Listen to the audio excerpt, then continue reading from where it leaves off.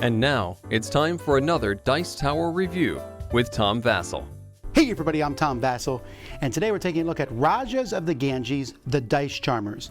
Now, Rajas of the Ganges is one of my favorite games. It is an excellent dice drafting style game. Dice are a resource in the game, has a neat aspect where there's a point track and a money track, and when they cross, you win. There's a lot of neat aspects of the game. I think it's an underrated game that doesn't get talked about enough. It's fantastic.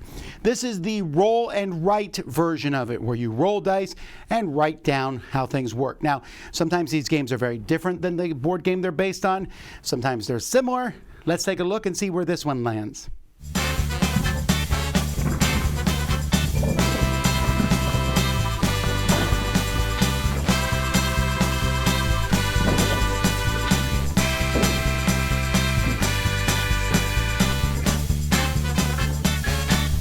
In this game, players have a point track, which goes around the board from 1 to 40, and they have a money track, which goes from 1 to 79. Now, the upper limits don't really matter much. What you're trying to do in this game is you are trying to make them cross. So you can see in this example here, the point track and the money track crossed, and this person won the game. That's how you win. If multiple people do it on the same turn, the farther apart they are, the better then you win the game. The game takes place with these 8 dice that are here, and each round, someone's first player, they're going to roll these dice. They're going to pick one of the dice to keep. So let's say, for example, I picked this yellow die here. The other die of the color you picked is put on the elephant. Nobody else can pick that die, although it still might be used because there are some special bonuses that might say, get the bonus on one of the yellow dice, so you could do it that way. Each other player then will draft one of the remaining dice. The dice that you draft, you're going to put on this little token here just to show that it's yours. In a 2-player game, you'll be taking 2 dice over the course of the game. So as you can see, there are 4 colors of dice. Let's talk about what each of them does. The purple dice are the easiest. With these dice, they're simply going to give you resources, and you'll circle the resources that you get from left to right. And you'll be able to use other things to sell these resources later on. But purple is simply get resources. You get 2 resources. They might be the same. They might be different. The green ones show roads. It's either going to show a straight, a curve, or 2 halves. So you're going to start from here in the middle, and you'll draw a straight line through buildings connecting to your other roads, or a curve, again, through a building, or 2 halves, which can be used to make a curve or a straight line, or can turn a curve or a straight line into T's and crosses. It's a little confusing, but the rules explain all the different ways to do it. When you go through different buildings, there are 3 different temples here. You are going to immediately score points. You'll notice that you get 1 point for each temple. But there are different bonuses here which will allow you to make these temples worth up to 3 points. And again, that will move you on the point track around the outside of the board. When you move through markets, they're going to allow you to sell your goods. And again, you sell goods from left to right. Sometimes they let you sell different goods. There are spots on the board that let you sell the same goods. And then you just sell them, and you get the money listed below each good that you sell, crossing off the money track. So that's the green dice. Then we have the yellow dice. Each yellow die simply matches one of these people here. Each person can be used 3 times over the game. And the very top guy allows you to use the ability of anybody. But this one lets you draw roads. This one lets you increase the value of your temples and get a coin. And this one lets you move on the river. They're just various things that you can do. And then there's the river. When you move on the river, whatever die you pick, you move to that next spot. So you probably don't want to pick one that's all the way farther down, because when you get to the end of the river, you can't move back unless you use this guy here who lets you move back. So when you move down the river, you just get the bonus of whatever spot you move to. That's it. But there are bonuses everywhere. As you move up the money track, you get bonuses. As you move on the point track, you get bonuses. When you connect your road to different spots on the outside of the board, you get bonuses. When you fill in a whole column of people, you get bonuses. When you get enough goods of a certain type, you get bonuses. There's just bonuses everywhere.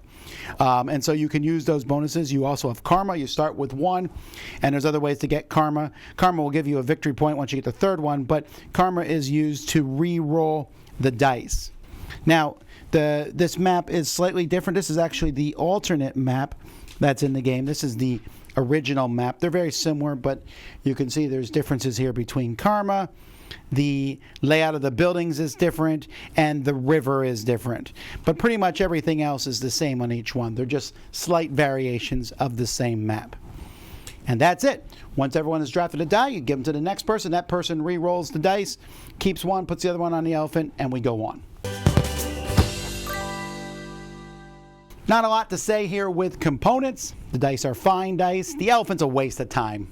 I mean, we just stick one in the middle of the table. This thing falls over easily. It looks cool, but just kind of a wasted component. These also are not really necessary. You can just put the die you take in front of yourself. But whatever. It's all about this roll, this sheet. The sheet's fairly complicated looking, but once you play the game, I don't feel like it's that complex. I don't feel like, I feel like it's very easy to figure out, and you can, laminate the stuff and put it. That's what I do. I laminate my sheets and I use them. But you get a good amount of sheets, and they're double-sided, and that's just one of the maps, and here's the other one. So I'm pretty happy with the components. Now, I've looked up at the ratings of this on Board Game Geek, and there are a lot of people who are really in love with it. A very involved, in-depth dice game. By the way, I should mention that elephant's even more annoying because it doesn't fit in the box put together. So you're going to keep taking it apart and putting it together. It's going to fall apart. But it's not necessary to the game, so I'm not so thinking it's a big deal. But a lot of people really enjoy this one. And indeed, there's a lot of cool things. If you like combos, if you like games like Ganshan Clever, this is going to have a lot of similarities to that because you are putting things on, and pretty soon you'll connect a road here, which makes you go up on the river, and then when you go on the river, it makes this happen, and this makes this happen, and you can do some really cool combos. And the game definitely has an acceleration model. At the beginning, a point, some money, a few points, some money, and suddenly you're like, boom, and moving across the bottom. That's neat, and it's really cool. But I found it to be okay. This is for me because the whole time I'm playing it, it is really similar to the board game, although it's taken out some of the things I really enjoy from the board game, like the whole dice economy from the board game, isn't present in here. But the building the roads is the same, moving down the river is the same, using the special abilities. It's really similar. And to that end, it feels like Rajas of the Ganges light, which it is. But I wasn't looking for Rajas of the Ganges light. And so this one didn't do as much for me. I didn't dislike the game, but I don't want to play it much because every time I play it, I'll say, why aren't we playing Rajas of the Ganges? That already is a dice game. Yes, it's a big game, a board game, and this one's a little bit easier to carry around and do things with.